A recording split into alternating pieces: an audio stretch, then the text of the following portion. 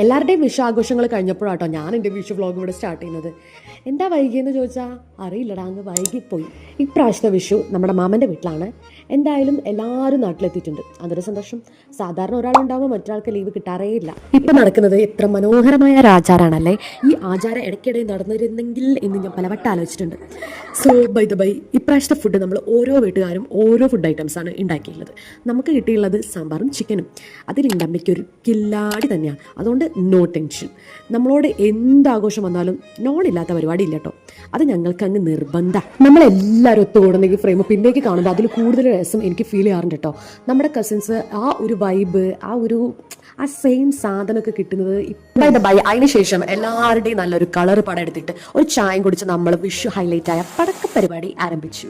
വളരെ കുറച്ച് സാധനങ്ങളെ നമ്മുടെ കയ്യിൽ ഉണ്ടായിട്ടുള്ളൂ, ബട്ട് ഉള്ളത് എല്ലാവർക്കും ബിലൈറ്റഡ്